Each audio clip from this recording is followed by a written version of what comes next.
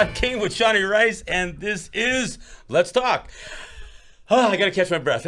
Got to apologize. I'm a little disheveled. I had to run here from the train station because my train from Western New York got held up in Albany for an hour and a half, which put me right at the edge getting here in time. Reggie's texted me saying, "You gonna make it? You gonna make it?" I said, "Yeah, I'm gonna make it." And Shawnee's gonna be there, so we just gotta both show up here almost at showtime. So, then I'm screaming like hell. We do we stream the show on Facebook Live, so if you're not familiar, you can find us on Facebook Live, which is Let's Talk with John Kane on WBAI. You can find that in the group page. Usually share it on my other group pages as well. So, but if you don't catch it live, it'll be up there, so you can catch the show later on. So. Anyway, so here we are, scrambled. I'm a little disheveled. I've got to back up. For those of you who are watching me on Facebook, you've got to see the shirt that I'm wearing. This is not a shirt that you can buy. It's not for sale. But in case you're seeing it, well, it's a good shirt to wear today. Well, any day. All right, so. If I have to explain the shirt, it's unfortunate, but I'm going to explain because I'm taking two shots here. For those of you who are listening on radio, I've got a shirt that mocks the Washington football team. And you've seen me wear a shirt before that's got a white guy on it and it says Caucasians, right? You've seen my Caucasian shirt. Yeah. Well, I decided to up the ante on this one a little bit. So now I've decided that the white guy on the shirt was just too generic. I needed something a little bit more specific. So the one on my shirt now looks uncannily like a guy who just got impeached yesterday or the day before. Yeah, just got impeached. So so that's the logo, and the name of the team is Aryans. So now I'm taking a shot both at the Washington football team and Donald Trump and his white supremacy following. So, of course, even before Donald Trump, I always thought for those teams that wanted to name their sports teams Redskins, which is a racial slur, and then they give you all these reasons that they want to, well, it's because they're fierce and they're noble and they're this they're and they're strong them. and all. I said, well, wait a second. You white people who want to name these teams that, you've got a name that represents superiority. I mean, it represents dominance. I mean, wouldn't you want that for your football team? So I always thought that Washington should change their name to the Aryans. And it doesn't matter that the guy's Jewish that owns the team. I mean, heck, he's not, he's demonstrated as much racism as any other white guy, including all of the white owners of the past who would refuse to have black players and all that other stuff. So I'm wearing the new Washington team, and you can call it football team or the team in the White House, the Washington Aryans, and it's and so anyway, that's my shirt. Now this is a one-off. You're not going to find this shirt anywhere. Don't start searching on the internet. If you think this is worth getting a few more done, you let me know because nobody else has one. This is an absolute one-off. All right. So that's kind of the lighthearted, but still stick the knife in and twist it part of the show. What I wanted to talk a little bit about today, one of the most popular genres of books, especially older teen books and movies, is the dystopian future, right? I mean, 1984 was almost the exception, right? Then there was Soylent Green. There was a few other books along the way that were kind of that dystopian future, right? But now you've got all this stuff. You got Hunger Games, and you got all these films that are based on this stuff, right? But are we ignoring the fact that we're living in a dystopian present right now? There's a part of me that, for all of the potential for just absolute carnage, because of global conflicts, social unrest, the potential for economic collapse. If 2008 happens again, it's going to be much worse this time. You've got climate change issues. And again, the factionalism, the anger, the right versus left, the Democrat versus Republican, white versus black, rich versus poor. I mean, you can, and then of course all these cross over because you've got black poor Democrats and rich wealthy Republican white Republicans, right? So you have all of this stuff, but there's a part of me that says, is there a more incredible time to live? I mean, what we're seeing, what we're witnessing now is historic on so many levels. I mean, look, you look back at what took place during in the run up to the World War II and the battle with Nazi Germany and fascist Italy and Hirohito's Japan. We have much more animated characters today, on the world stage. And then you have people that are going back and forth. You've got guys like Erdogan. You've got, Putin, who's all of a sudden best buds with Donald Trump, or the president of the United States, who's best buds with with the Russian leader.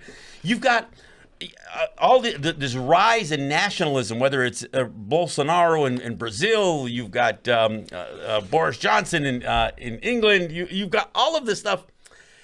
And I'm thinking, this is an incredible time that we're living in. And we're going to see incredible change. Look, all the impeachment stuff aside, I mean, a lot of that's political theatrics. But you know what's at the base of all of that stuff is the vitriol, the rise. I mean, everybody kept saying, well, if Donald Trump ever got removed from office, there would be, hell to pay. It would be a civil war. What's going to happen if Donald Trump gets reelected? I mean, I understand the Democrats are pretty weak-kneed. I mean, yeah, you are. Yeah, you are. You're pretty weak-kneed, and you're not very organized. You keep trying to pander to the right. You want to keep moving to the center, and most of you want to call down guys who are too far on the left, like Bernie or anybody else. I mean, so you want to pander. You want to pander to the right, essentially, and you're still going to you still get your butts kicked by the Republicans. And I'm not predicting that Trump's going to win. I'm not saying that specifically. But what I am saying, if he does, what you got for him? What do you got left? I mean, you would think, as terrible a human being as this guy is, he never should have won the election in the first place. And yeah, I know he didn't win the popular election, but the system is so flawed that it got played. And for all this stuff with Russian meddling and everything else, whether you buy into any of that, all of that or part of it or a portion of it, there's no question that there were campaigns that were done by CrowdStrike and these other organizations, and you only had to tip the scales a little bit in some of those key states. And that's why he could win without the popular vote, because he won the Electoral College. And why does that still exist? I mean, a slave-era mechanism. So rich white people who had, who most of their population around them were working slaves, were enslaved human beings, still wanted political power. They didn't have the numbers if they weren't going to count their human slaves as full persons. They weren't going to have the numbers. So they create this mechanism. And in what world can you use words like democracy when you're saying, all right, we're not going to count all the people in New York City, because there's too many people in New York City. So we're going to dismiss some of the populations of Los Angeles and New York, and we're going to give more, we're going to give more weight to Birmingham, and we're going to give more weight to Dallas. And we're going to give more weight to Oklahoma City. I mean, it's bizarre. And frankly, even those cities don't even count, because what they really want to give weight to is the countryside. I mean, when you look at that red and blue map, they always put that up, and the map looks completely red. Yeah. And just leave blue spots. But all those blue spots is where all the people live. I mean, if you were to do a map based on the population, you would also find that all of the populated areas are blue. But in spite of that, the Democrats can't organize. Even winning an election by 2 or 3 million more votes last time. I think that's how much was almost 3 million, right? Yeah. Yes. I mean, Clinton had 3 million more votes than Trump, and they couldn't win. And it's not because Trump is this genius that figured out the system. And this is because the system can be played. And you know what? You just what's your answer? Oh, we gotta vote more. Look, you got some problems here. And that's why I say the dystopian future is now. We're living in a time where climate change is real. Look, not everybody is affected by climate change. But if you look at any of your typical movies, you read any of your classic dystopian novels, it isn't the whole world that's going through. The Hunger Games didn't have everybody running, right? Everybody playing the game, only a few. Well, we've got kids in cages. We've got people shooting up schools, synagogues, convenience stores. You've got guys, congressmen jumping from Democrat to Republican just so they can support Donald Trump. Why? For only one reason. Because he's afraid he won't get reelected because he lives in a swing district. I mean, when I think about all of the craziness that's happening, not tomorrow, not might happen someday, but it's happening right now. And is it going to get worse? Sure. Of course it is. I mean, because we haven't really reached the real climax in climate change. We're not even close to that. I mean, we are off the cliff, but we haven't reached free fall speed yet. We haven't reached that yet, but we're gonna. And what are we gonna do? We're gonna go to Madrid, and where's the next one? The next one gonna be in. Well, it's happening in Spain right now. Yeah, in Madrid now, but yes. The next one they say, well, this one was a failure. Right. So we're going to have all eyes on 2020, the next one. Because that'll mean we'll only be 10 years away from what? Climate disaster? I mean, you've got the United States totally bailing on what the rest of the world is doing in terms of trying or says they're doing in climate change, and really the rest of the world isn't doing a whole lot. I mean, let's look at climate change. We've known remember that fake Indian there with the tear on his eye there, the PSA, our old Iron Eyes Sicilian Cody. Wild Eyes Cody? Yeah. Look, we've been talking about pollution. We've been talking about air pollution and water pollution and the damages that it's been doing to us for 50 years. And we've known about climate change and man-made climate change we've known a lot of information for the last 30 years. We had all the time. We had plenty of time. I mean, it would have been hard to reverse everything, but we didn't even start. I mean, we didn't even start. We still haven't even started. We are still so reliant right now on the fossil fuel energy systems that we're not even close. So what's going to happen? Well, a massive crash. And because the fossil fuels isn't just about climate, it's about economy. Because it's a fossil fuel economy as well. So this thing is going to unravel, and everybody kind of knows it. And you've got, so you got the so-called conservatives, the Republicans, the conservatives who just want to pretend none of that stuff. They're going to live for the moment. These are the ones who claim to be evangelical Christians and all this other stuff. But now they are living for the moment. Well, they're living for times that only impact them. Well, yeah. It has nothing to do with their future, nothing to do with their kids, nothing to do with the rest of the world. It's literally what are they exposed to right now.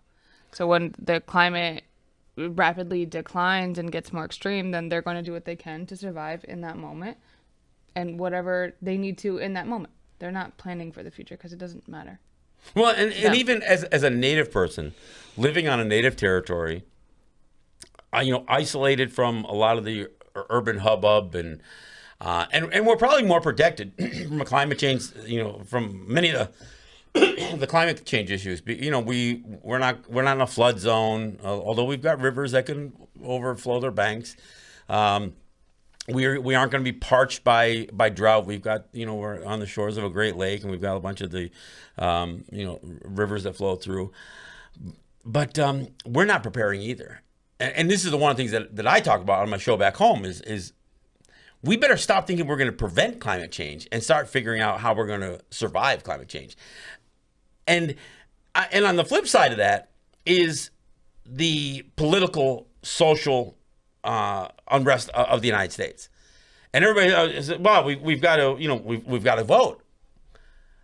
And as a native person, I know we're not going to change any of that. And in fact, you aren't either. because you haven't been willing to change it. You still have the freaking electoral college system in place, for crying out loud. And I'm not saying that's the only thing that's wrong, but it's an example of what's wrong. So you guys aren't prepared to change anything in your system. I damn sure know that a population that's less than 1/10 of 1% isn't going to change your system. And I don't care if we had more Deborah Hallens or Sharice Davids or whoever, even Alexandria Ocasio-Cortez. Look, it's not enough. It's not enough. The system's still run predominantly by guys like this, white guys, rich white guys. And if they aren't rich when they get there, they damn sure, like Mitch McConnell, get rich once they get there. And look, all the buzz has been about impeachment and that kind of stuff. And look, it's great to besmirch Trump's record with this on the books. But at the end of the day, the Senate's not going to pull him out of office. And his base, and not only his voter base, but look at how aligned all those GOP elected officials who really didn't like Donald Trump. I mean, many of them were never Trumpers themselves, right? I mean, Lindsey Graham. I mean, he just railed against Trump when he was first running and even when he first got elected, and he's as big a suck up as any of them. So they're all. I mean, when I look at how polarized people are, look, there's almost nobody, with the exception of Tulsi Gabbard, who seems to be lukewarm on these issues. You either see Trump for what he is, or you make all kinds of excuses for him. And you know what? Trump isn't even the problem. He's just a symptom of the problem. I mean, the reason my shirt doesn't say Trump's, it says Aryans, because the white power in this country is still rearing its head in ways that those who are against that white supremacy still don't even know how to react to it. I mean, like I said, I am amazed at how so many things have unraveled. And again, I'm not attributing it just to Donald Trump. Is he the worst president in the history of the United States? I don't even think so. Honestly, I don't even think so. I think he's the worst human being, whoever was the president of the United States.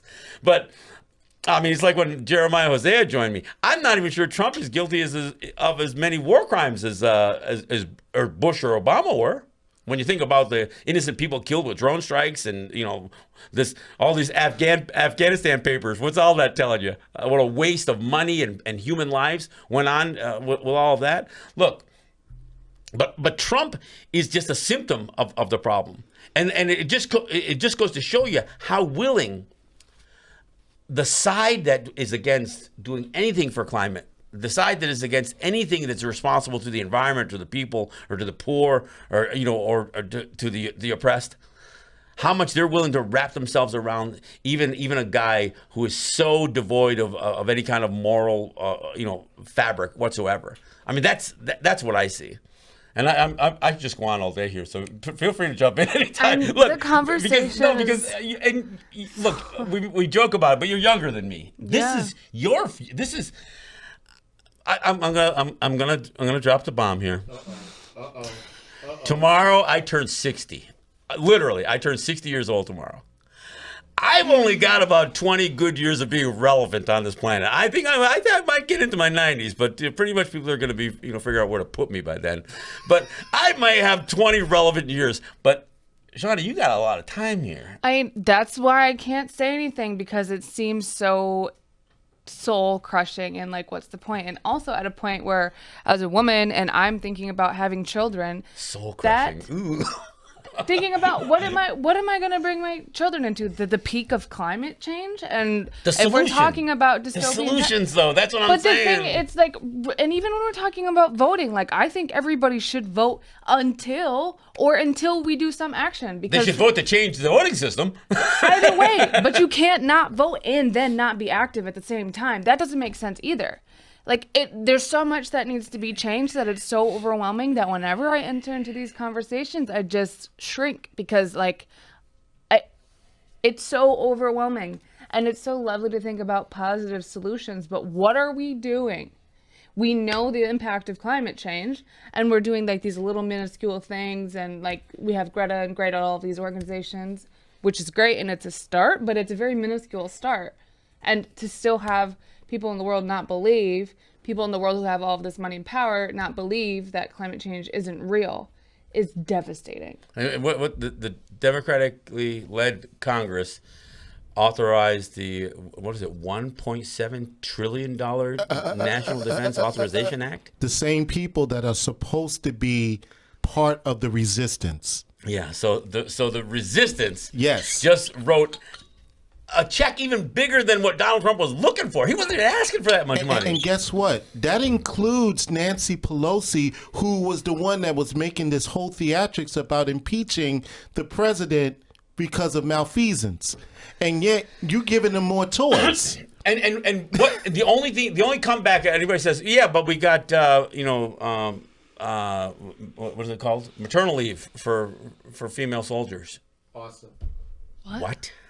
Awesome. That's When is it? that used as That a- is just No, that's what I'm saying. That's- Yeah, we got something that that the right didn't want. They were totally against maternal leave for. I gotta tell you, this isn't even about sexism. I'm not pro-military, and I'm sure as hell not pro-women in the military. Not because I don't think they can do the job. We already contaminated half of the population. Why contaminate the part of the population that should be more responsible than wanting to wage war? I mean, I want to count on the women for peace, not for war. And I probably got a bunch of haters on me on that one, over that one. I'm sorry. I mean, it's any gender. I mean, I get your point, but yeah, all genders. But you know what? I think they should give not maternal leave. I think people should get out of the military. If you're a woman and you get pregnant, you're going to raise a child. I mean, I don't think you should still be in the military. I mean, that's the big giveaway. Well, $1.7 trillion, and the Democrats can say, "Oh yeah, but we got that one thing. What was it again? Oh yeah, maternal leave for female enlisted persons." Winning all the time. Winning all the time. I mean, I would do anything I can to stop my grandchildren, male or female, from ever enlisting in the armed forces. And and again, mind you, that $1.7 trillion, the overwhelming majority of that money is military. I mean, and military isn't defense, folks. Can we stop doing that too? Because nobody's attacking the United States on their homeland, right? This is offense. This is the United States trying to run the world and doing a really bad job at it. I mean, look, what they've done is terrible, and the amount of people, the carnage. Somebody said in the entire existence of the United States, only 23 years has the United States not been at war. And what have they won again? What did they win in any of them? I mean, if you're going to count it, I mean, if you're fighting with the object of winning, what did you win? I remember over on 42nd Street, there was a huge billboard right there where the movie theaters are, and it said, "Communism kills." Did you ever see that big billboard? Recently? Yeah, only a couple of years ago. Yeah, it had this huge billboard, and it showed the millions and millions of people that communism killed. What? Whose ad was that? If I can find that picture, I'll show it to you. It was an ad by an organization that some anti-communism organization. I don't know, but it listed China and Stalin and I went through the whole bit, all the Okay. But what about the people the United States has killed? They've been at war for over almost 200 years. And I'm not even putting the big numbers on the Native people, and there were plenty of Native people who were killed. And that's always diminished. Oh, no, they just died of they caught a cold and they died. Yeah, all Native people, they died because they couldn't handle influenza. I can't say the word I want to say, but BS. Look, we had much healthier lives than the pasty skins that came off the boats here. You know what I'm saying? So the idea that somehow that we had weakened immune systems, we may not have been used to the filth that Europeans brought with them. But to suggest that our population was completely wiped out by disease alone, look, the ravages of war are incredible. And what you do to people after you've done some of the things that you've done to them. Whether because we're not just talking about war, we're talking about babies being murdered. I mean, again, Columbus feeding babies to the dogs. Sand Creek Massacre, which the anniversary was only a short time, a few weeks ago. The incredible imagery that is created by the people who gave accounts of the Sand Creek Massacre, with little kids being shot at for target practice. I think it was Shivington who was the general in charge of that massacre. It was his quote that says, "Nits make lice," which is the same thing that Adolf Hitler said, which was the justification for killing children. I mean, and everybody wants to live in denial. And like I said, for everybody who thinks you're just going to go, you're going to go to church and you're going to pray for solutions, or you're going to go to the voting booth and vote for a solution and then not fix anything. For one thing, we all have a huge responsibility in what we do for the people around us. If you think you can just wait until every November to cast a vote and say, well, let me see if this one worked, and we're gonna vote for this person, see if that worked. You've got a whole lot of more other days of the year that you better be doing something other than just figure, and then to spend billions of dollars in the overall scheme of things, billions of dollars for that race every 4 years, not quite as much money for the race every 2 years. The whole thing is a sham. And look, I know this is this is the native guy talking about, but and I don't talk a whole lot about American politics and Donald Trump and that kind of stuff. But I am amazed. But I'm going to say it again. This is an incredible time to live. It's an incredible time to be alive. And I'm not saying it in necessarily a hopeful way, but what we're going to witness in my lifetime, in this next 20 years before I'm parked on a bedpan. I mean, in this day, I'm going to witness some incredible things, because there's some major collapses that are going to happen with the fossil fuels economy. There's some major things that are going to happen with climate change. I mean, look, I'm in New York City, 10 to 15 million people right in this general area. I don't know what the hell you guys are going to do. I can put a garden in back home. You think you're going to raise enough food here in New York City on your rooftops? Hell, you'll be having people steal that stuff from you. I mean, and as it is, look at the tensions that already exist here. And I'm not even just talking about the shooting in New Jersey here, but gentrification, the death by cop. Look at all of the tensions that are happening here now. And that's why I'm saying that dystopian future is today. It's a dystopian present. I mean, they swept the whole thing. What was that judge who they found in the Hudson River? Maybe just kind of glossed over that. Well, apparently the woman who could swim decided that she was going to kill herself by jumping in the river. It doesn't make any sense. I mean, look, we can just go through line by line of what's in the newspaper. We can look at things, I mean, all over, and it doesn't bode well. All right, I ran through the bottom of the hour, but hey, before we take a break on another Murray Porter tune, and we are featuring songs from Murray Porter's stand-up CD, I do want to remind people, we're still fighting for our lives here at WBAI. We need your support. We just, I mean, there's no other way to put it. We used to do fundraising. Everybody used to tell us, well, try not to tell people how bleak it really is. I'm telling you, it's bleak. I'm going to flat out tell you. We need your help.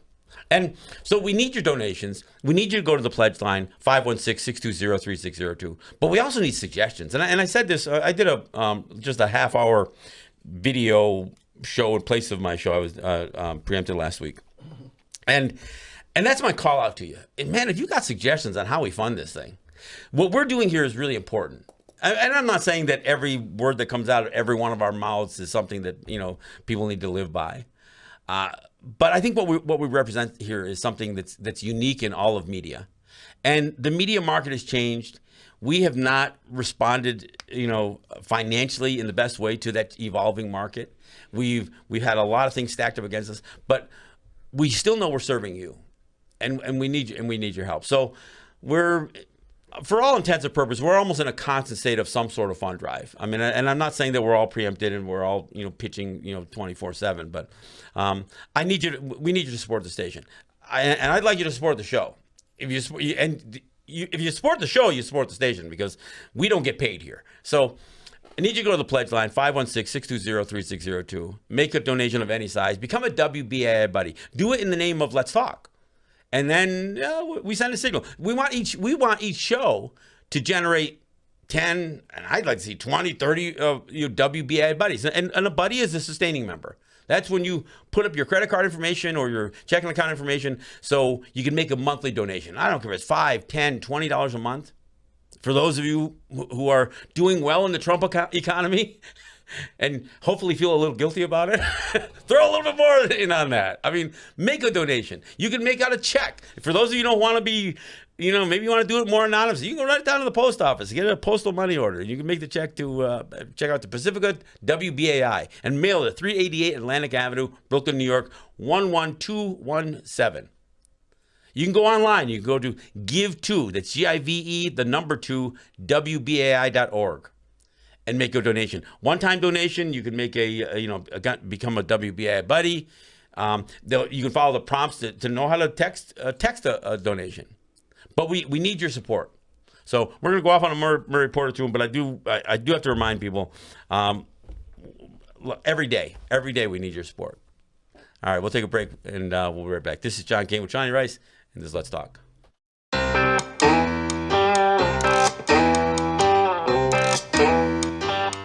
Well, someday I'll never learn. Someday I'll never learn. Well, I lit the fires and I'm the one that got burned. When I was a young man, I had money to burn. I partied every night and every penny that I earned. I bought drinks for everybody, never got one in return. Well, someday I'll never learn. Someday I'll never learn. I'll lit the fires and I'm the one that got burned. Sometimes I feel alone in the middle of the night, but I ain't no fool. My mama raised me right, but I know, baby, I know you ain't treating me right.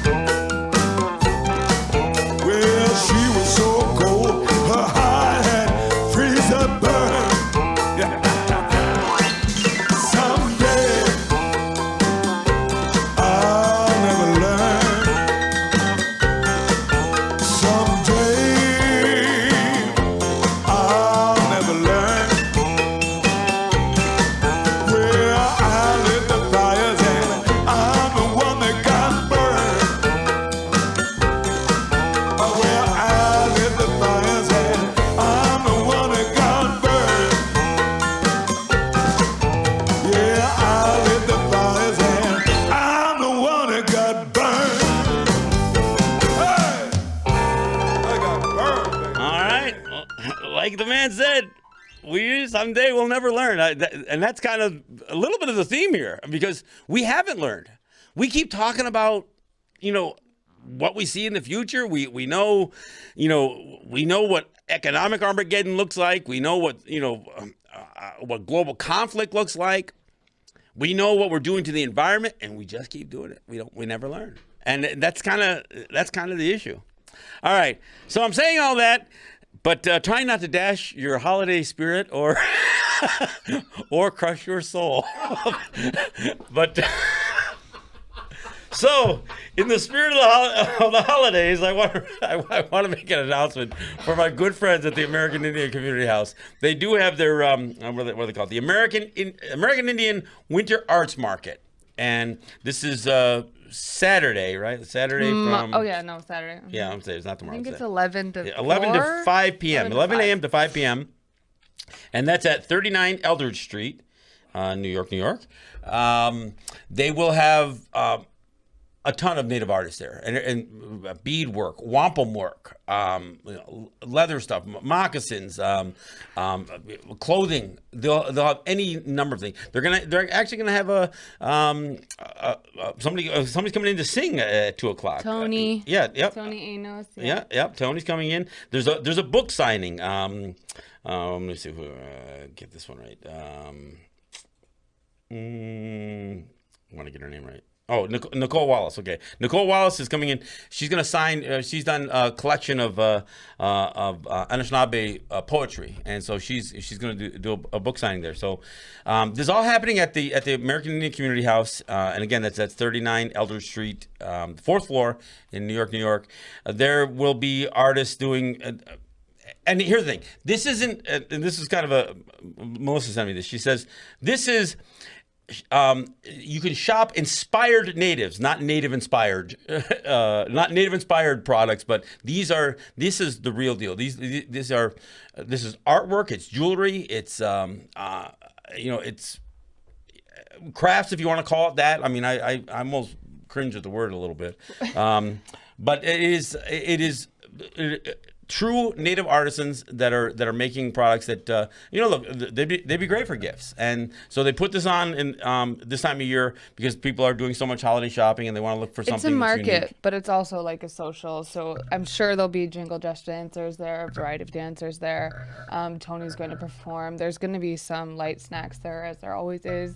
And it's also just a chance to sit down and have conversation with each other. That's not about the dystopian reality that is right now. That is about how people still have community and love and warmth and traditions and Native people. We're automatically we get associated with the past. A better time in the past. And of course, it's not always that accurate because, frankly, some of the stuff is not much of that past that is romanticized is either mischaracterized or it's not told by us or just wrong.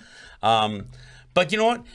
We have survived so much, and when you think about what we survived and the fact that we still maintain at least pieces of our culture. I mean, and my show back home, the last show that I did, I said, how is our culture stacking up against all the other influences that are around us? I mean, between church and school and media. Capitalism.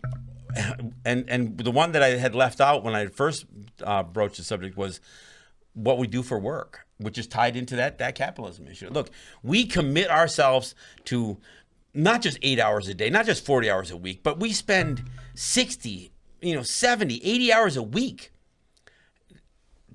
trying to make money.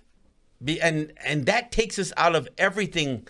Oftentimes, it takes very, very few of us get to do something that is culturally satisfying for work. I mean, I do. I mean, but very, very few people get to do that. Most people have to figure out what are they humanly capable of that has a market value. What can they do? What labor? What intellectual property can they sell of themselves to make money? Well, this is the whole issue with Native people and economies is that's why our land gets taken or is considered throwaway zones is because Indigenous people across the whole world are not considered economically valuable and don't contribute to a capitalist or the mainstream market. Therefore, that's why it's throwaway and it's so hard. How do you exist and make money in a world that you didn't create? That's Well, like consuming you and your world and your and surroundings that's now. exactly right. But the thing is, what's the guy? Stanley Cohen used to refer to Native people as the canary in the coal mine, and the whole idea was what you do to the people who are the most oppressed is really emblematic of what your society is. What is And that reference? The canary coal mine part. you know what do you mean? What is Why a canary? is that a reference? You know what a canary is for a canary in the coal mine is? Is the canary have a purpose to coaling or to mining? Yeah, the canary dies when it doesn't get enough oxygen. So they bring a canary into the coal mine, so the miners, so the Okay. canary is literally the sacrifice life. That's the life you sacrifice, Right so the there with miners you. don't get out. So even people who want to advocate for known. Native people refer to Native people as the canary in the coal mine. What you do to us, you do to your own, and what happens to us is emblematic of what's going to happen to you. But I got to tell you, the difference is we have a survival skill, and I'm not saying we don't bear the cost of all of the oppression that we've experienced through 2 centuries with the United States and 3 centuries before that. Oh, we look, we're carrying it. We're scarred by it. But I'm not sure that when the rest of you have to experience some of this stuff, I'm not sure you're going to make it. I listen to this. Well, first of all, I think us and every group of color, any minority group has a survival skill because we had to. Any person who has been marginalized in some way has survived. Well, it's funny. There was a whole NPR bit they did on one of the shows about the working conditions at Amazon.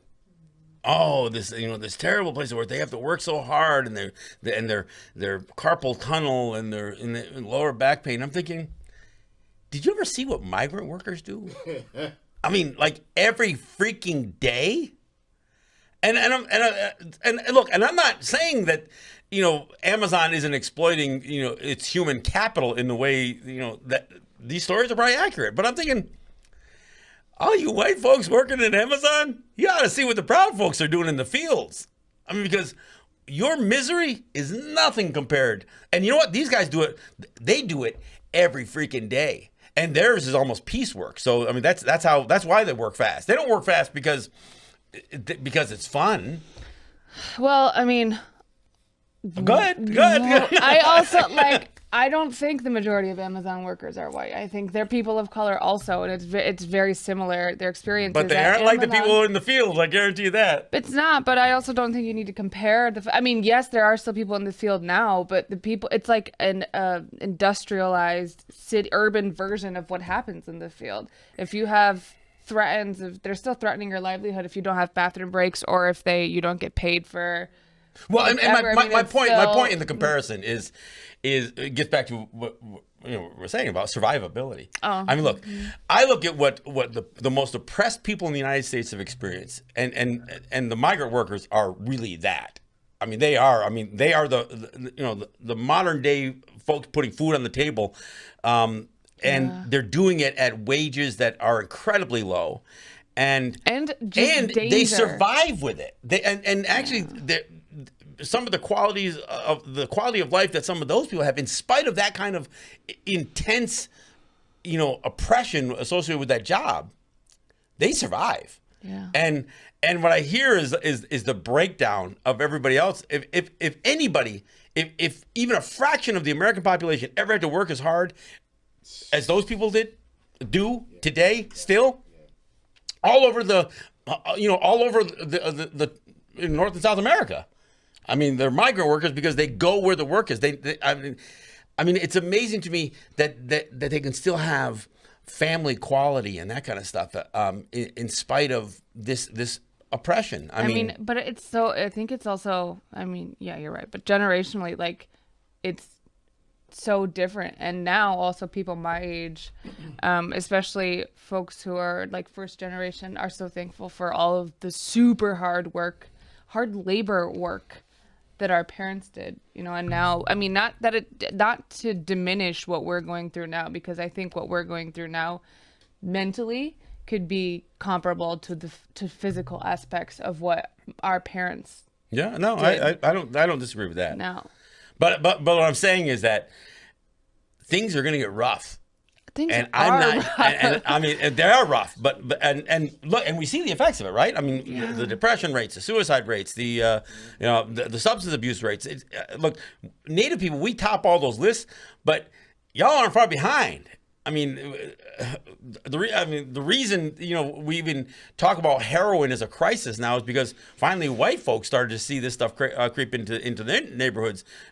The experience that the black people have experienced and what Native people have experienced between cocaine and alcohol and the combination of stuff, we've been at this for a long time, and it was imposed upon us. All of a sudden, drugs is something that we have to be. Oh, we got to be caring and we got to be supportive. We need to not punish. We need to treat.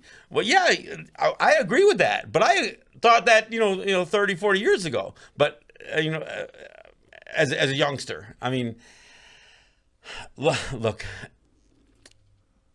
we have to assess what's really happening here, and we can't believe and continue to live in this fantasy that we're still doing okay, and we have time to stop things before they get worse. We need to start doing some things now. Who thinks that? I mean, maybe that is a generational thing, but kids our age know that it's not okay. Well, kids in school even, like, there's no luxury anymore of thinking that the world isn't okay. Well, and here's the problem. Getting back to the voting thing. I mean, here's the problem. How do you encourage young people to get out and vote when you've crushed their soul, for all these years? I mean, because that's a legitimate argument that I have to actively have too about, like, well, what's the point? And I get it. If you don't want to vote, don't vote, but there has to be another thing that you're doing to help change or to help the future, because you don't get to not vote and not be active and then complain. Well, everybody's free to complain. Yes, technically, but don't. But there are many people who I think there are still a lot of people who think they have to ride this thing out. It's got to crash a little bit more. I mean, I'm not convinced Trump won't win another election. But I got to tell you, for all those people who thought there was going to be a civil war if Trump got removed from office, I don't know how do people. I want to say the left, because it's not a monogamous group.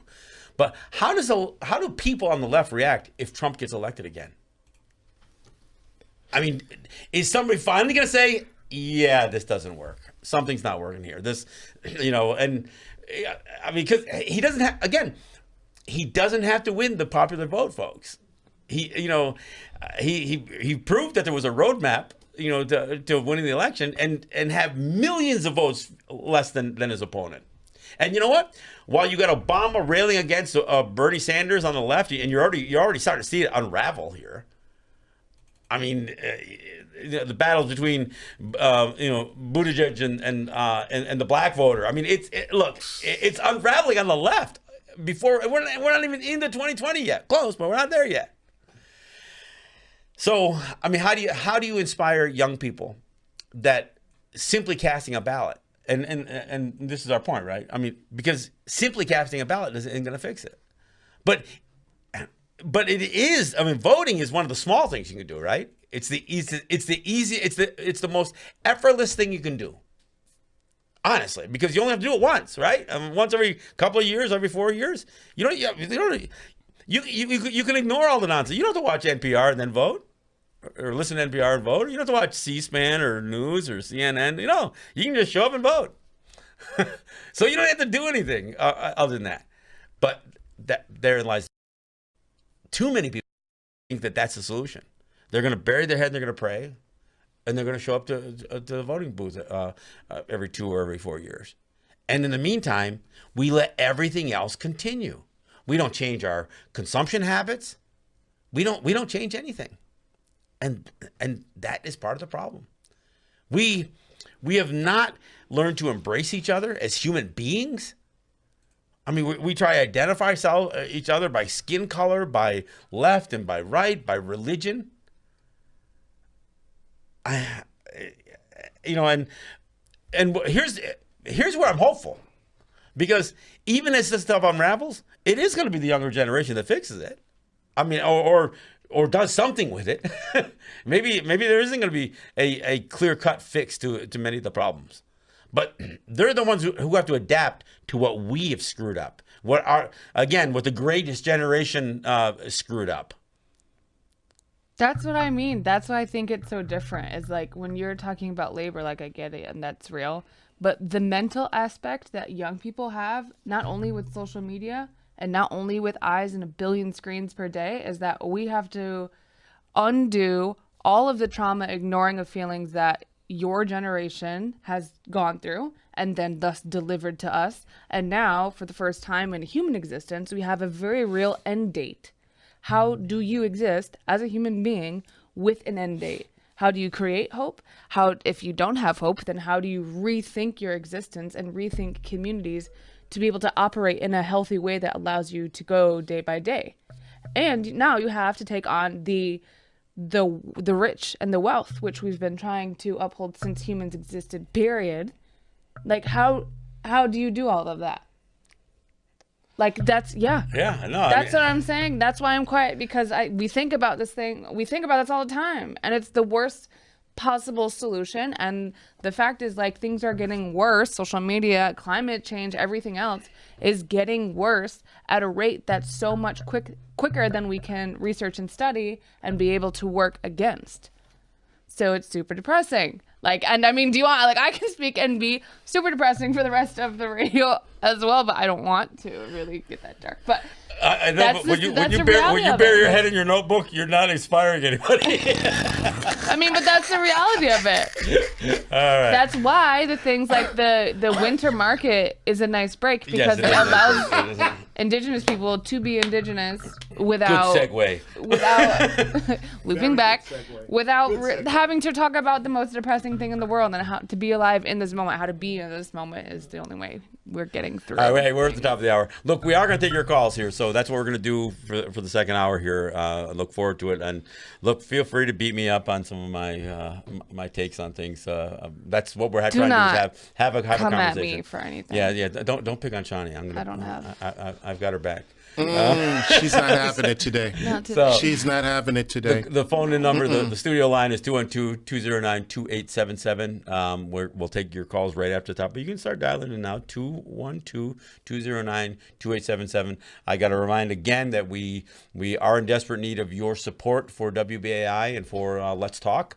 So I encourage you to go to the pledge line as well. Another number for you to write down is 516-620-3602. That's the number to call to make a donation of any size. Become a sustaining member by becoming a WBAI buddy. Do it in the name of Let's Talk, and we'll check off another buddy for Let's Talk. You can go to the website. You can go to give2wbai.org. That's GIVE, the number 2. WBAI.org. You can make a donation of a one-time donation there as often as you like. You can become a buddy there. You can also follow the prompts on how to donate by text. We'll take a break and we'll come back to your phone calls. This is John Kane with Shawnee Rice, and this is Let's Talk.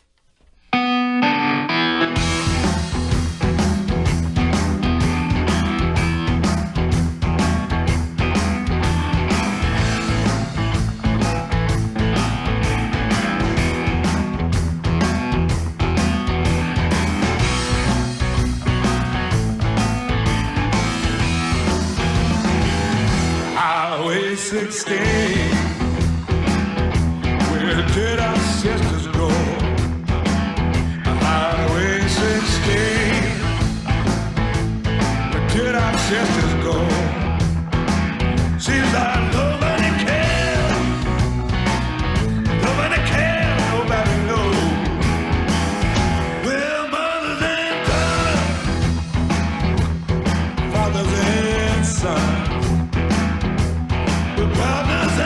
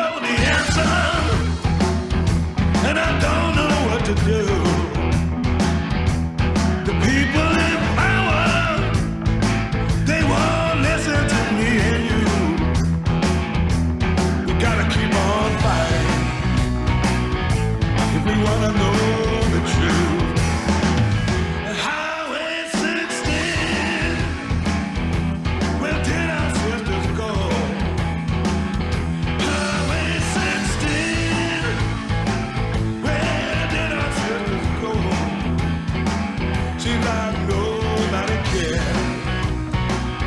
Nobody cares, nobody knows how they stand. Where did sisters go? How they stand. Oh, where did sisters go? Seems like nobody cares. Yeah. Nobody cares, nobody knows. Seems like nobody cares. All right, thanks for coming back. This is John Kane, and this is Let's Talk. I've got Shawnee Rice in studio with us, and Shawnee's friend Brianna, who's joined us. She was sitting in the back. You could see her back there. She wasn't stalking us. She was just biding her time. So here we are. Look, I do want to mention once again about the market at the American Indian Community House. That's 39 Elder Street in New York. That's Saturday from 11 to 5 p.m. Look, if you want to break from reality, although I think many of you are taking a break from reality, perhaps too often. I don't know, but if you want to take another break from reality, and that's what holidays allow people to do, I guess, then you can have the American Indian Community House be part of that break from reality.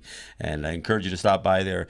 Look for Melissa and the good folks there. And I'll be there. Oh, you are going to be there. Okay, good. All right. Unfortunately, as many of you know, I come into town and then I leave. I struggled to get here today. Apparently, what happened when we get to Albany on the train, they switch the engines, and I think it has to do. They have to switch to one that's electric that can come in into Penn Station, and so they switch engines. They put an engine on the front of the train, and it didn't work. So then we had to wait for them to pull another locomotive out of the garage, making sure it all worked. So, needless to say, the train was an hour and a half late. I'm texting Reggie thinking, I'm going to be cutting it real close here. I'm not even going to be getting into Penn Station until after 2 o'clock. By the time I jump on the 2 train to get down here to Brooklyn, I says, we're going to be cutting it real close. And but we made it. And but I'm going to turn around after this. I'm going to take a bus home. So I don't. Unless I have some events that I'm participating in, I usually don't have the luxury to just hang around New York and do the touristy thing or do some of the community stuff that you guys get to do. Did you talk about the events for this month, or that we're not doing it? Oh, did you do that last week? Yeah, no. In fact, because I was preempted last week, I was going to do an event tonight, but I was preempted, or not preempted. There was a scheduling conflict. I am going to do one on the 30th of January. In fact, there's a movie that it has to do with the residential schools and a hockey player. Do you know this one? Indian Horse. No. Yes, do you know Indian Horse Indian is Horse. very familiar to me. Yeah. Yes. So Yep. we're gonna screen Indian Horse downstairs at the Brooklyn Commons. I'll fill you in more about that. But it gives you. We've talked a little bit about the residential schools, but most people don't have a clue. In fact, I just saw a poll the other day that said 40% of Americans don't know that Native people still exist. They don't even know we're still here. I mean, forget about the history. The other thing is. Another stat that came out was that there is virtually no history taught of Native people after the year 1900. After the year 1900, we are not mentioned in the 20th century. We cease to exist. So we've been written out of American history completely. So everything that took place. We get a paragraph. Not after 1900. What do you mean? Oh, continue. No. I mean everything. The massacre at Wounded Knee is like the last. I mean, you get Custer. I'm saying once you get into. I mean, Tulsa. The Tulsa riots didn't get mentioned either, by the way. Although, hey, did you see Watchmen? I heard about it. I heard they did a really good job at it. I'm thrilled to death that a show depicted what really took place at Tulsa, which I think is phenomenal to tell that history. And all you need is fictional comic book characters to narratize over it. Yeah, and that's the only way you can get any airplay, right? But I wonder if Standing Rock will be brought in like progressive schools in the city. No, but somebody will fictionalize it and turn it into something. Well, I mean, after I got back from Standing Rock, I spoke at a couple of high schools, so I know that. But that's like talking about what's current events. Yeah. I don't know how much that narrative will be carried on when, within the next decade or whatever, but hopefully. But again, and again, this isn't just about lies my teacher told me. This is, the bottom line is there's so little that it's taught. And then, like you said, once you turn that century, once you get out of the 19th century, we're not mentioned at all. Very little's mentioned in the 19th century either. I mean, like I said, more people have learned about Lincoln signing the execution order for Mankato, Minnesota execution, listening to this show than have learned it in their history books. By the way, the Dakota 38 +2 ride is happening now. Those guys are in fact, I saw a great image of these guys coming across the plains on horseback. And this is a ride that they do that commemorates the trip that those that would be executed were forced to make before they were executed. Next week, which is when I do the show, it'll be the day after Christmas. That is the anniversary of the the execution at Mankato, Minnesota. That's what I plan to talk about next week. Next week is all going to be about Mankato, Minnesota, and the execution of the Dakota 38. I'm not even sure. I may do it remotely. I may record that show. But either way, that's what we're going to talk about next week on next week's show. But the ride, which is so well depicted in the film, the Dakota 38, that I've shown downstairs a few times. That happens annually, and that's happening right now as we speak. So I want to give a shout out to those guys. All right, Brianna, what's on your mind? Oh, well, hello. Thank you for having me. Anin Minigishagad, Brianna Olson, Pidwankwet and Dishnakaz. My name is Brianna Olson Pedawannakwet. I'm a member of Wakwambakong Unceded First Nation, and I am very, very happy to be here in your studio, to be here in your territory for a very special reason. I am part of a massive painting that is being unveiled tonight at the Great Hall in the Met Gallery. So if we're talking about contemporary Indigenous representations, this is the perfect example of it if we want to tell our story today, here, now. So that's a painting done by Kent Monkman. Okay. They're a two-spirit painter from Fish River in Manitoba in Canada. They're Cree, and they're one of the only examples of an Indigenous classical painter today. When you say classical painter, what does that mean? Classical paintings are the ones that get they represent history in mainstream art. Okay. So when we go into galleries, we see, the works of, they're the big sprawling, the Washington crossing the Delaware is a perfect example. The illustration of the Mankato execution, for instance, that would be exactly. Okay. So what has happened historically is classical paintings have all been done by white painters. And none of them, all of the paintings that are of Indigenous people have been done by white painters. So what Kent does is he has turned that gaze around and has depicted this historical reality of Indigenous folks and of our, stories and experiences in this medium. And I happen to be one of the models for this painting. So it's called Misto. Have to just give me 2 seconds. For those of you who don't know, we all have different languages. Yes. Do you speak Indian? I'm not sure what that means. Yeah, Native American is not a language. So I'm not Cree. This is Cree and Anishinaabe are similar, but this is in Cree. So it's Misto-Kawasik. And what's the general? Wooden boat people. Wooden boat people. So what the painting is there's two paintings that have been commissioned for the Great Hall, and this one in particular is a play off of Washington crossing the Delaware. It's Indigenous folks leading this boat through turbulent waters that represents essentially this era of everything y'all were just talking about, climate change, this new age that our generation is having to navigate in a big way, and how Indigenous folks are leading that. So they are in this boat. I'm right in the middle. I'm a birth worker, and it was amazing. He handed me a fake baby. So I'm right in the middle of the boat with this fake baby with all my regalia on, and crowded in there with, different communities of color that are, part of that journey with us that we brought onto the boat with us. And then, of course, there's like the flailing settler nations that are like in the water and that we're raising, pulling a hand to. All right. So again, where is this located? And the Met Gallery. Is it done yet? It's done. It's coming out tonight. So Shawnee's actually going to come with me tonight to the Met Gallery, and it's opening this evening. It'll be there for several months. And if you have, I don't know how they do it here, status cards, you have to like prove that you're Native, but you can get in for free if you want. Oh, it is? Yeah. And sorry. That's always identity awkward. politics. Yeah, it's like real both sides of the border. And once you come in, you can take a look at this painting that was done by a very prolific Indigenous artist. So that's great to have that announcement, and it's great that you participated in it. You have to can you check back with us and let us know how it played out? Absolutely. Okay. And Red Daughter is going to be there with me, so they can come back and share a bit of that information. But there's we're talking about Standing Rock as well. There is a painting by Kent Monkman that he did about Standing Rock. So it's With Our Bodies We Protect the Land, and that was another one that I was in with. Amazing. I'm a big fan of Greg Deal, who does a lot of big graphic, large, wall paintings. In fact, he did one down here in Brooklyn. I want to think it was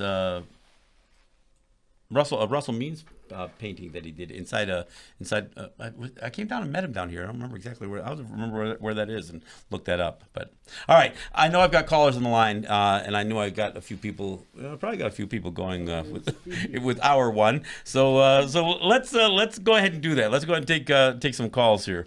Caller, you're up first. What's your name and where are you calling from? Hey, Charlie from Roslyn Heights. Hey, Charlie. Hey, how you doing? Listen, the problem in our country is we went off the rails decades ago. Progressives just haven't arrived yet. Okay, we're too brainwashed with identity politics. We're making comments like the rich white men are running things without understanding that Obama paved the way for Trump. What? Well, okay. Here I'll agree with you a little bit. I think that the white was so energized by a black man getting elected president that paved the way to Trump. I'll agree with you that, but there's no question that rich white men are running things. I mean, and to suggest otherwise. And as far as going off the rails just a couple of decades ago, I mean, think about we can't ignore the fact that the Electoral College is a slave era device. I mean, that's not a decade ago. I mean, there's and a lot of this stuff. Look, there's a certain part of me, and I get no pleasure in this, but there's a certain part of me that says this is the chickens coming home to roost, folks. I mean, Americans are finally getting this is coming back on them. A lot of, and not just from a decade ago. We're talking about centuries, and actually going back even longer ago. So I don't know that you're to suggest that this is merely just a decades-old problem? I'm not sure. Right, look. No. What happened? Who's going to be roosted? The chickens coming home to roost. The American people are getting roosted. Sure. Okay. And Trump is going to make it again because we don't have a genuine progressive movement in this country. Okay. There's something called truth, which is really sacred. Okay. Black people are not superior to white people. They're just people. White people are not superior to black people. We're just people. We got to get over all this stuff. We really got to get over this. Well, that I agree with, but that's not to say that white supremacy doesn't exist. We're brainwashed by identity politics. Okay, we need to rethink everything. No, that oversimplifies it. But I have a question. How can you say we're brainwashed by identity politics, and you look at who's mass incarcerated, who gets paid less, who has access to mental health services, who has access to social services? That's not brainwash. That's people's real life experience. Especially if you're trans, especially if you're trans and of color, especially if you're getting shot down and killed by police. I understand that people. That identity, we're living in the time and the age of identity for sure, and how that does have cons, but that doesn't mean that it outweighs identity politics as a whole concept. And to suggest that identity politics is the problem is dismissing the idea of identifying those who have been oppressed. I mean, Well, can I and answer? if you don't want to add up, what women face as opposed to men, or what black people face as opposed to white people, or what Native people. I mean, to dismiss, as the cause of all this simply identity politics. That's always easy coming from a white guy. I mean, it is. I mean, it is. Can I please answer? Yeah, Yes. go ahead. Am I on? Yes. Okay. Listen. We need to really rethink things. Okay. You talk about mass incarceration. Okay. We need to look at the facts. Okay. If we got to look at statistics. Is crime 8 times more so in the black community than it is in the white community? I don't know if those statistics are right, but that's what they're putting out. Okay, we need to find out if those statistics are right. But we know And those listen, statistics aren't wait a right. second. Wait. We know it? Yeah. Show me the proof. Are you Show me the studying proof. any Yeah, where criminal? are you coming with your numbers? This is what the system gives. What system? But we system gives can't out these- we those can't get statistics. statistics from a Listen, system at which is listen, perpetuating this. Listen, I'm not against any people. I'm for humanity. Right. Okay, let me get this right over here. Okay, don't put me on the side of anything. I'm for humanity, and I'm for truth. Uh-huh. Okay, Sure. we need to really rethink things. You need to look at both sides and see what's true and see what's not true, because we come out and we just talk this Mickey Mouse stuff, and we're going nowhere fast, and Trump will be elected until we start doing this. I get you. I get what you're saying, that we need to really get serious, and how some aspects of identity politics can be divisive. But I think, how do you not think that's so easy for you to say as a white man who's never had an identity? Don't give me this white man stuff. But I've why been not? Why You not? don't know me. Let me come down to the studio and see you face to face. This white man stuff. But why does Don't it give bother me you this so white- much? Don't give me this white man. Why? Stuff, okay? You're not- I'm a human being. I'm your brother. Okay, but You want to your condemn older identity brother. politics, I'm so your you older want to brother. condemn somebody who identifies as something other than white. I'm not white. I'm a human being. Okay, I've but been- if you are going to be Alright. racially profiled, you're going to be racially profiled as white, and thus that has privilege and advantages to it. And that's the whole point. Just because you don't like identity politics doesn't make it any less real of what happens to other people. All right. Well, anyway, I think we started getting Charlie carried away here. But hey, look, and I don't want to make it sound like that everything we talk about is anti-white. But let's be honest.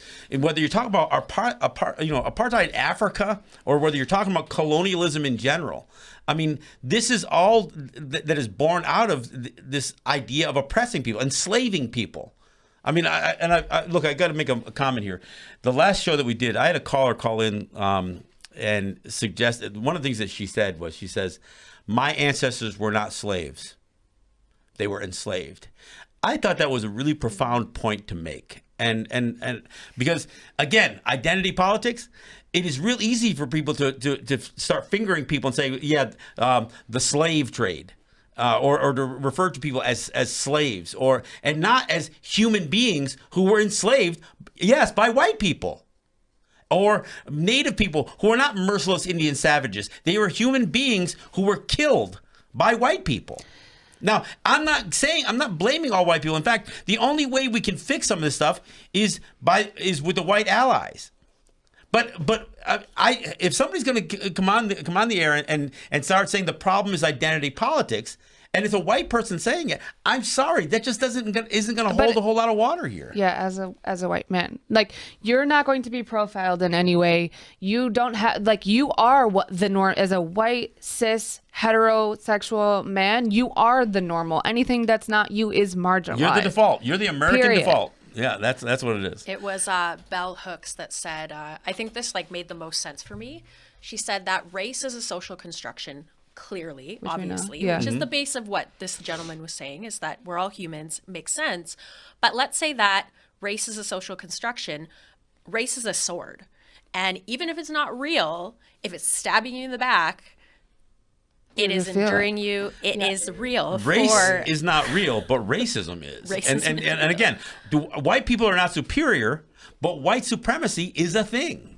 And again, it's fine to talk in just big, broad generalities and not address, again, incarceration, inequality, income disparity, all of that stuff. I mean, I don't want to gloss over the fact that if you're a humanist or for humanity and you said, wait till I come down and see you at WBAI, I will call you a white man to your face all day and I will have this conversation. Nothing changes because you're not in front of me or in your face. Yeah, I don't know what Anyway, all right, let's go to another caller. That was always Charlie's always interesting to talk to. He did change his tune a little bit. We didn't get into the whole thing about what doesn't he usually say capitalism solved slavery or something? Capitalism like was the Renaissance, solution. Was the solution anyway, to slavery? Next caller.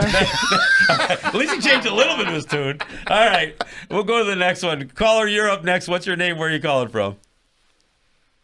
All right, we got you. Yeah, hi. All right, let's try to... Wait. We're not quite hearing you yet. Go ahead. My name is Dave. Dave? Can Craig Hey, up Dave. any louder? Hey, Dave, can you raise your voice a little louder, please? Yeah, I'm not sure. Try to speak it into the phone as close as you can because I can barely hear you. We got you turned up and I can barely hear you. Go ahead. Okay, I just a couple ideas. First off, I love the show, and I love everything that, there's different things that come up. You guys, you're always provoking certain kinds of thoughts in me, and I really wonder about things. When Trump was elected, he said he was going to drain the swamp, and a lot of us thought, wow, that's an awesome idea, So I don't know that he has ever given up that idea. I think he's still pursuing that idea. But, Well, you think that Trump is still draining the swamp? I do, because the thing what he's doing, I would say, of all the craziness, the way he goes about it doesn't look very good. But the things that he's actually is doing is that all of the swamp rats, they got their heads taken up out of the mud right now. And What's the swamp to you? Is it the people or is it who's in office? What's the swamp mean to you? I would say every large corporation that's sitting on the board of the FDA and sitting on all the most important things that this country was built on, those guys are in there so deep, and we have virtually no say over.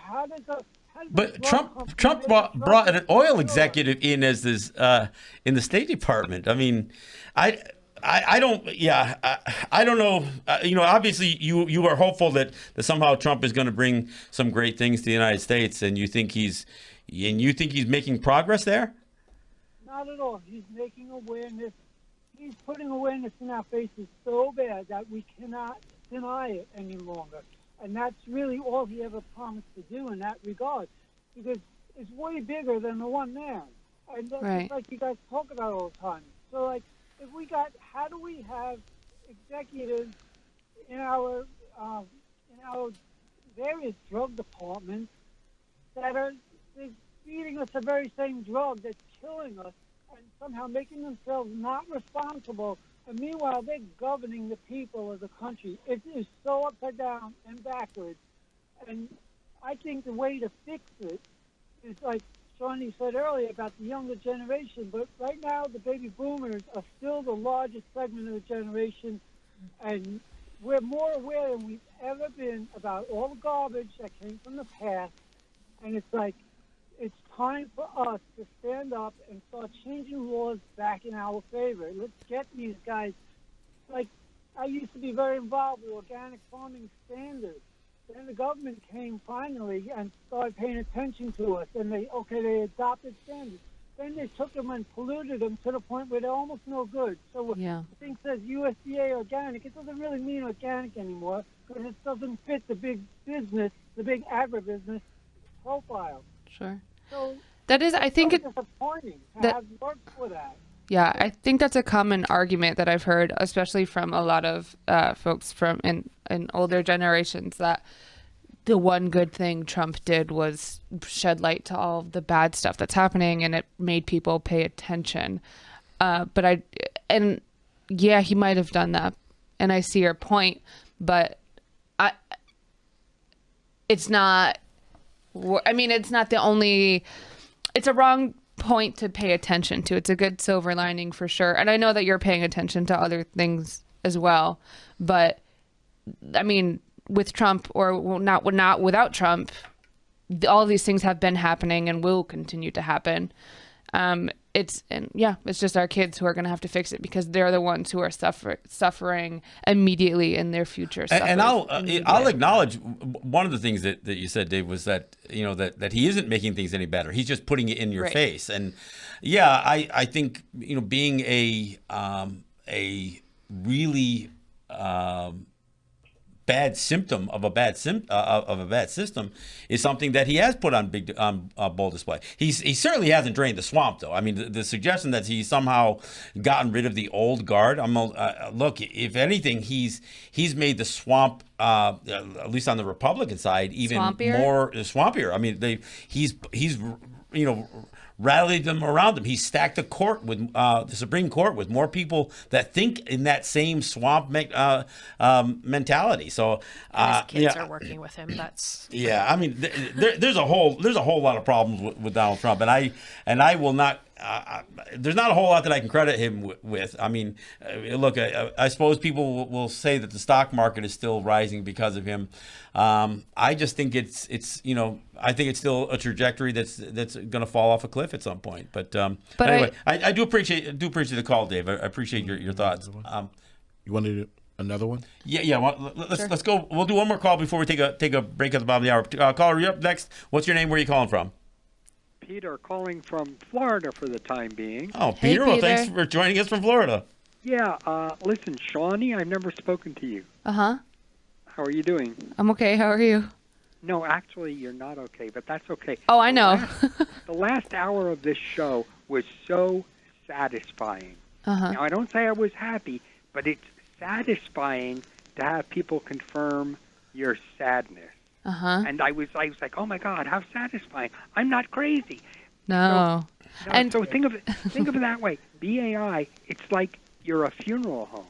There are lots of funeral homes. You don't go there to fix the problem. Mm-hmm. You go there to grieve appropriately. Mm-hmm. And so it's like, I'm not crazy. Yes, it's appropriate to look at this world as dismal. Well, that makes me feel good. I mean, and I also, like, from somebody my age, I'm also like a huge mental health advocate. Like, I have major depression and I have anxiety, and I think most people my age do. And I think that's just a commonality of folks now. And that's what I think is so weird when we're talking about moving forward in the future when we're not addressing that. And we can't not address it because mental health it's an equal part of your health as your physical health. If I'm missing a leg, people are going to send me flowers, get time off of work. But if I have major depression, it's no longer the generation of my parents where you buck it up and go to work anyway. It's to a point where people don't function anymore. And that's also what's causing so much problem with organizing in this time right now and in the future. Yeah. So and that's why it's like, yes, suicide rates are going up. Yeah. And saying, come on, kids, what's wrong with you committing suicide? That's like, talk about the canary in the coal mine. Yeah. You don't say, canary, stop your chirping. Come on. The canary is very sensitive. The canary's lungs, that's why he's going to feel the toxic fumes. It's like, you don't yell at the canary for complaining. You get rid of the problem. Get up, canary. Shake it off. This is the same thing with the identity politics. Is like people view it as people being very fragile and very individualistic and very selfish thinking. But it's actually, for the first time, we're validating mental health. We're validating the experience of women in marginalized groups, and we're taking it seriously and understanding, also backed up by science, that it has real impacts on your life and has real impacts on your function. And it's about identifying policy that has either marginalized people. I mean, to suggest that identity politics is the problem, that ignores the fact that you've had people that have been marginalized, whether it's women as a whole, whether it's women of color, whether it's again the LGBT community, whether it's children. I mean, people of color, different religious faiths and that kind of stuff. I mean, there are people that have been marginalized. I mean, that's like, suggesting the clergy abuse scandal is something, that we shouldn't be identifying with the children that were molested by priests. I mean, I have a big problem with condemning the idea that we can actually identify people who have been marginalized, and to suggest doing that is the problem. I think you have to identify the problem. Again, identity. Identify the problem if you're going to seek to correct it. All right, hey, we're at the bottom of the hour. We'll take a break and go off on a song. I gotta turn a little bit of light on here, but we're getting dark in the camera here. So we'll go off on another Murray Porter song. We'll come back to more of your calls again. 212-209-2877. That's the number to call. With Brianna and Shawnee, and this is Let's Talk.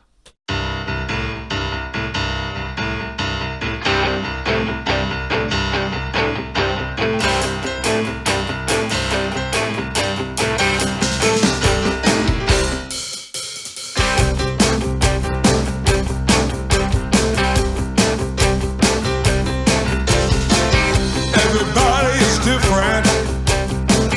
Everybody is the same. Everybody's got a mother. Everybody's got a name. Never mind the color of another man's skin. We need to see the light shine from your land. We're all in this thing together. We're all in the same canoe. And if you're gonna make it down that river, you're gonna need me, and I'm gonna need you. Turn on the television, put on the news. Everywhere I look, everybody's got the blues. We got to love one another, got to get along. All we need is music, all we need is song. We're all in this thing together. We're all in the same canoe. And if we're gonna make it down that river, you're gonna All right, thanks for coming back. This is John Kane with Shawnee Rice and Brianna. This is Let's Talk. Before I go to the calls, I want to remind people again, we are always in desperate need of your support. So I encourage people to go to the pledge line, 516-620-3602. That's the number to call to make a donation of any size, to become a WBAI buddy, just support the station, basically. You can go to the website, which is Give2. That's www.give, the number 2, WBAI.org, and there's you can follow the prompts there to again, to make a one-time donation to become a WBAI buddy. You can even follow the prompts on how to donate via text. So you can do that as well. Look, and if you are one of those who doesn't want to get in the system and wants to make a donation, you can go down to the post office, get a postal money order, leave your name off of it. Just make it out to Pacifica WBAI, pop it in the mail with a stamp to 388 Atlantic Avenue in Brooklyn, New York. That's 11217. So what's that? Third floor. Third floor. If you put Pacifica WBAI, they'll run it upstairs to us, I'm pretty sure. All right. And again, I want to remind people that on Saturday, there is the Native American market at the American Indian Community House. I want to encourage people to go. That's at 39 Eldridge Street. It's in Chinatown, yep. It's in Chinatown. They're up on the 4th floor? Yep. 4th floor. And the event is from 11 a.m. to 5 p.m. You can go there. You look place. Trying to find something unique as a gift idea. You can go there and find something. It also gives you a couple hours to escape some of the very things that we're talking about here on my show today. So, I want to give you another opportunity to talk about the event, the unveiling of the massive wall art piece that you were a part of. Absolutely. So Kent Monkman is a Cree painter, classical painter from Fish River First Nation in Manitoba in Canada.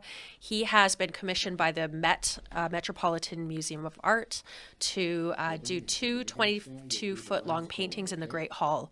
So those are two Indigenous representations of classical history that are going to be showcased there for several months. So come on down and take a look. And it's just a really beautiful reimagining. Kent is also a two-spirit painter, so you're going to see a lot of gender bending and some of the original Perfection. Indigenous representations of who we are and our sexuality. So, yeah. Awesome. Really Awesome. exciting. All right. And so that's tonight at 6? Tonight is the unveiling, so the tickets are sold out for that. Okay, But all right. you can go in tomorrow and any day for the next few Okay, months and okay. take a look at it. All right.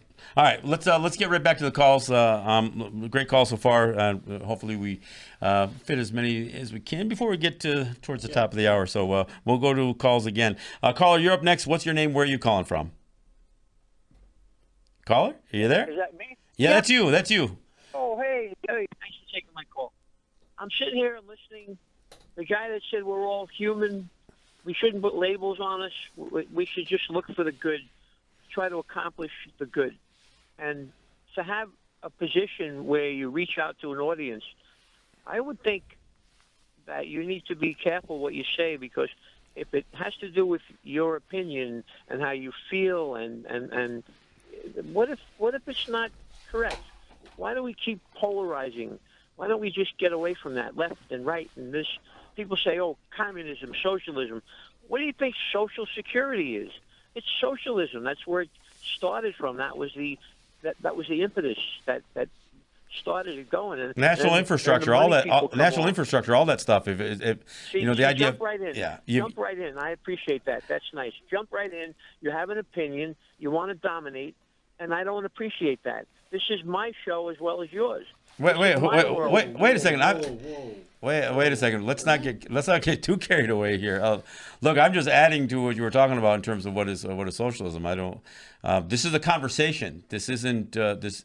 I'm inviting you onto the show, so you go ahead and share your thoughts, but let's not get too testy here. You're telling it the way you think it is. You're not opening up, and you jump in right away and you say, oh, that's not important, and don't think about that. So I'm wondering if you have an agenda, and this is the agenda show where you have a certain persuasion you want to convince everybody of. It's not the BAI I knew 50 years ago. You'd call up and you'd have an opinion, you'd say something, and then let's open up the phones to that. Let's see what we all think. I think it's for the best for all of us. If it's left or right or in the middle or crooked, whatever it is. Bernie Sanders got some good ideas. Trump has some good ideas. Let's look for the good ideas. Why do we polarize and say, all the left and the Democrats and this and that? I don't know if that all makes sense, but, I have a button also. And I'm going to use my button right now. So is there something that you seem to be saying that you think that I took away from you? I mean, I don't know. Anyway, I'm not sure what that was. But I was agreeing with him that, if you want to condemn socialism, you've got to acknowledge that there is Social Security. There are highways that are built with taxpayer money and that kind of stuff. That is what social infrastructure is all about. And so I was agreeing with him before he. But here's the other thing, and this is what the young Republican who called and said also. It's like we need to hear all voices. That is so ironic to hear from, I imagine, another white man to say, because the agenda here is that we're talking through a native lens. So we're giving a new perspective. Whether you view that skewed or not, that's your prerogative. And John Kane has said from day one, it's not about left or right. So we're not spewing a political side here.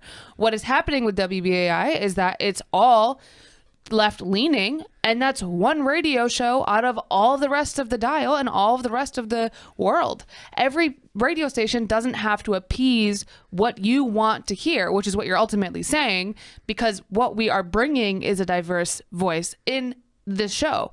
WBAI brings diverse voices, and we can have a conversation, but you also cut him off, and now you're saying it's your show. This is not your show. You can call in and give your opinion, but we're the ones who organize, put the manual labor, and put our time and energy here to show every week. You're not doing that.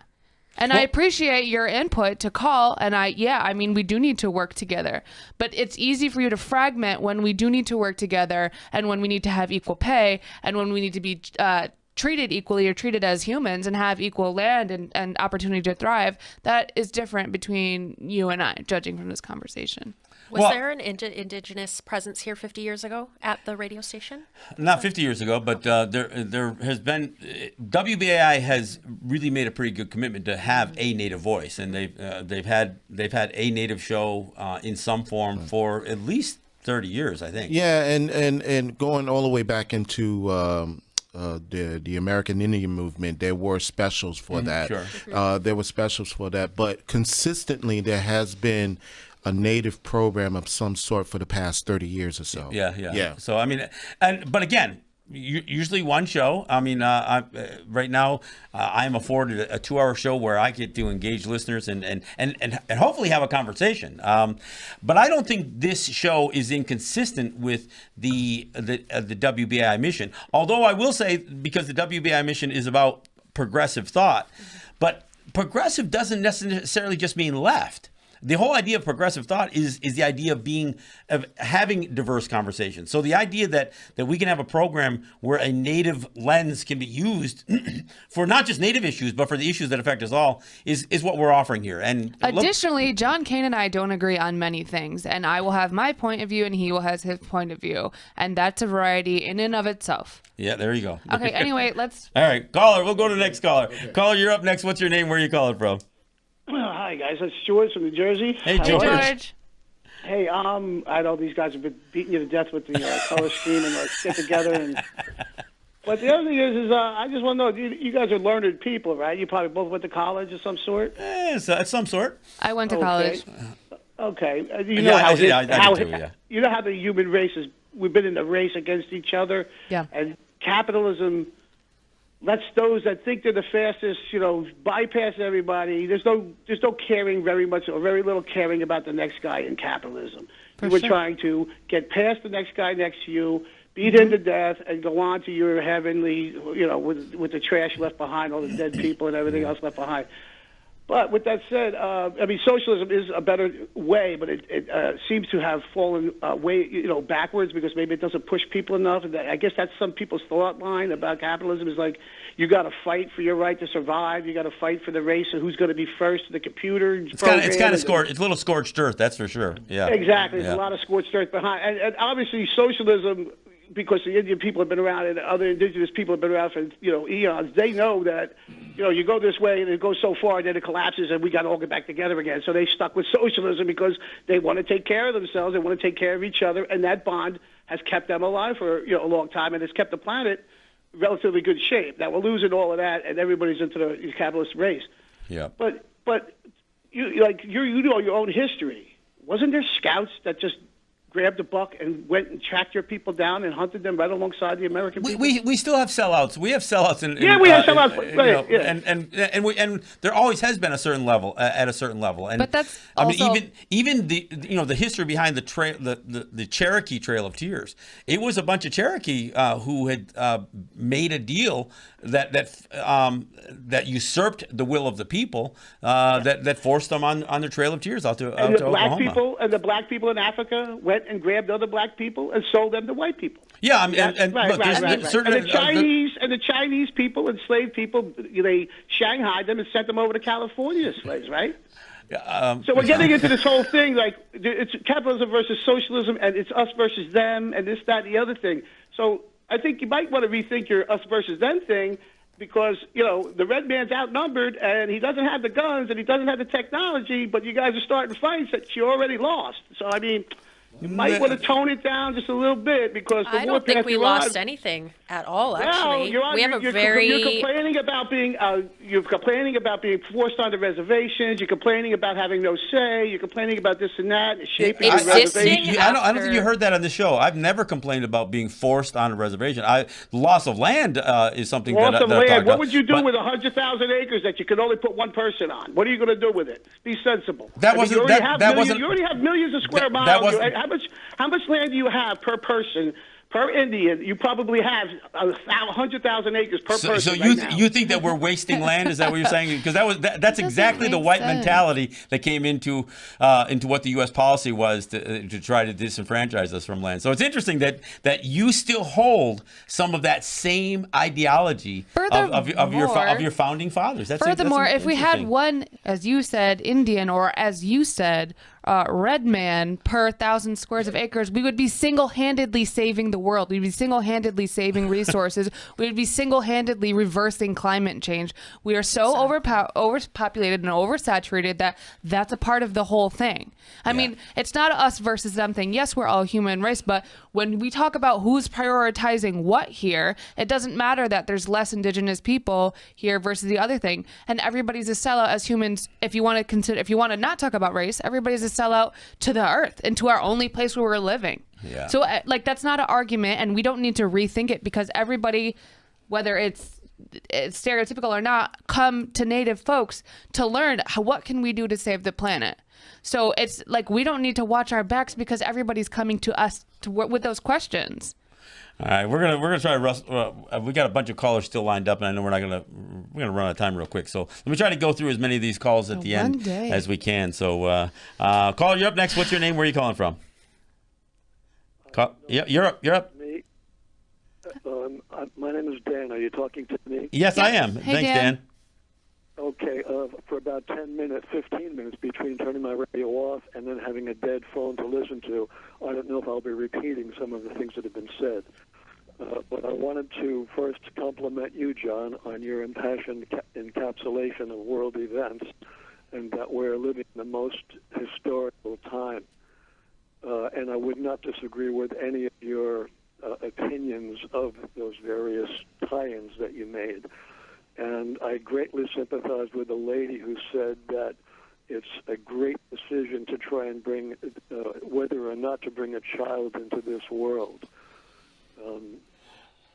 The person who called objecting to identity politics, if that term means that he's offended because he seems to be treated less than a person who is not white, that to me is a real overly sensitive position because remember the phrase, the sun never sets on the British Empire? Yeah. That means that Britain exploited the world. We came directly from Britain.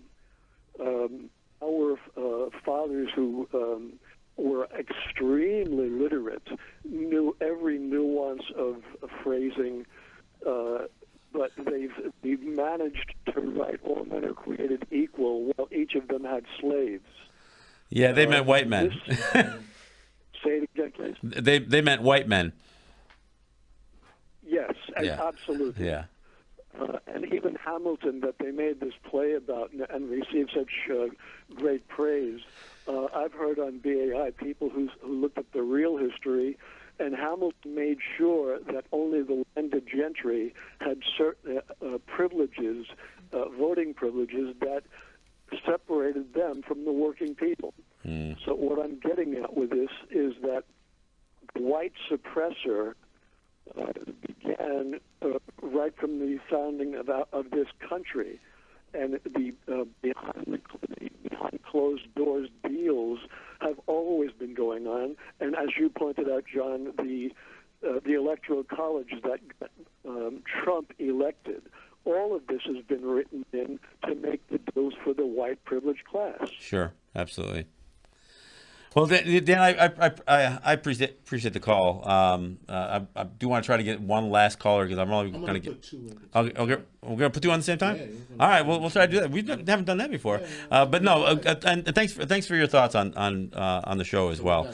All right, we got two callers. Caller, you're both on, and you're both our last caller. What's on your minds? Identify yourself if you can, and where you're calling from. I'm Greg. Hi, Thomasina from Bergen County. Okay, Greg from Bergen County. Okay, all right. Thomasina, you go first if you would, and we'll get to Greg. Okay. How you guys doing? Good. So I couldn't wait to call in.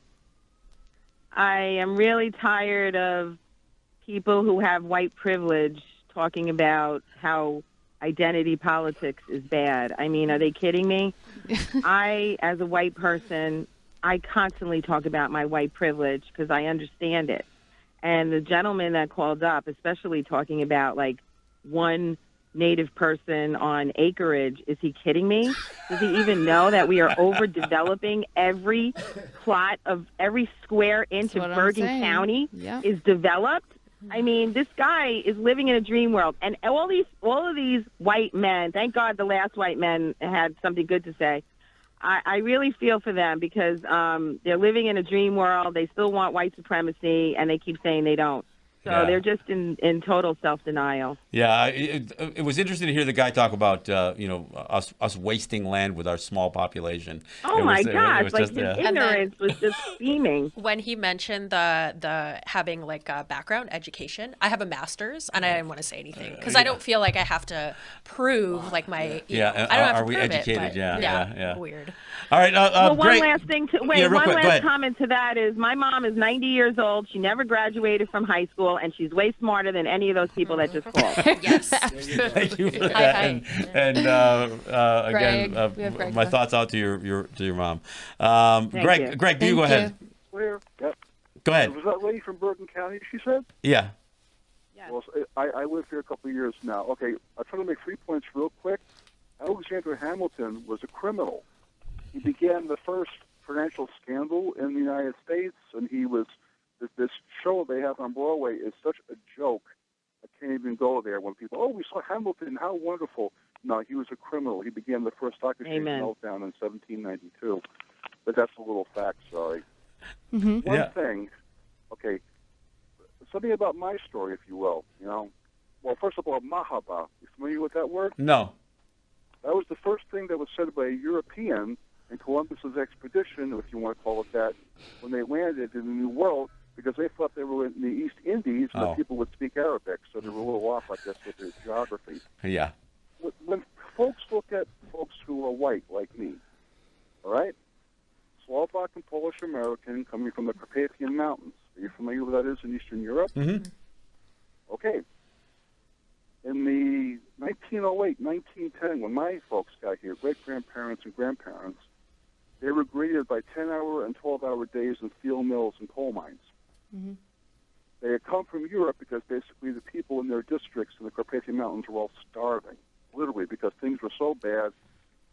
And in the Austro-Hungarian Empire, we were the minorities, big time. We were essentially the Native Americans and African Americans working the menial jobs because we were inferiors in a sense, even though myself and one of my cousins have now gone to MIT. Hard to believe, right? In 1848, our family on the eastern side of the Carpathians were no longer serfs in Austro-Hungary. We had been serfs for 400 years at that point. The people on the other side of the mountains in Tsarist Russia were freed from serfdom in 1861. They had been serfs for 300 years. So there's all types of problems, man. I never knew this history until recently when I started looking back at it. Mm-hmm. The kicker is my cousins, who are incredibly brilliant scientists and all that, are supportive of Mr. Trump and for the white privilege that you're speaking about, even though they know our history. You know what I'm saying? Well, and to kind of visit the history of Europe and other places, before people would migrate to whether it was Africa or Australia or or the Western Hemisphere. The interesting thing is when things were run into the ground, the solution was, well, let's find some new spaces. Let's find some new places, and let's go somewhere else. And it's interesting because they end up doing the same things again. All over again. And they can oftentimes, as people who were perhaps previously victimized, they can find new people to victimize themselves, so put themselves in a different class above another group of people they can oppress. And so that's the history that repeats itself, right? If I can go back 50 years as a kid watching the John Wayne films on TV with my dad, and they'll be, oh, yeah, shoot those Indians, General Sheridan, all that stuff. Yeah. And my mother would be sitting there and she's saying, but geez, aren't the Indians defending their homes? But whoops. The thing is that we've been talking about all day about identity politics, and with, white people not hearing it or not understanding it is like their choice. Like your cousins who voted for Trump, that's an easy choice that allows them to exist and they don't have to survive. That's the whole point. That's why we have sellouts, and that's why Italian folks and Irish folks who came here who had super bad conditions are now they now have white privilege. Yep. And that's the ease of being a white man and having a heterosexual white man and having that privilege. If that's the standards, it's easy to see identity politics, but for people who selling out can also be a form of survival because it's easy and it's the first time you can exist without having to be in survival mode your whole life. Sellout sounds harsh because in many ways it is, but it's also about what you compromise of your identity of your own humanity in order to survive, and so there is that. Look, I want to thank the callers. I want to thank all of you for participating in the show. I will be back here next week. I know, Shawnee, you won't. You're going to be upstate, right? Yep. Yeah. Okay. But I'll be back next, and I'm going to talk about Mankato, Minnesota, and the largest mass execution in the history of the United States, done at the hands of Abraham Lincoln. I'm going to talk about that next week because that's the anniversary. I do want to remind people to go to the pledge line, 516-620-3602. Go online, give to WBAI.org. That's where you can make a donation of any size, a one-time donation, multiple donations. If you're a buddy, you can actually up your buddy level. You can go from $10 a month to $20 a month. I greatly appreciate it, and it is sorely needed. I want to thank you guys for listening. I want to thank Brianna for joining me. I look forward to having you come back. Thank you. And we'll see you next week. Yahweh. Oh, no.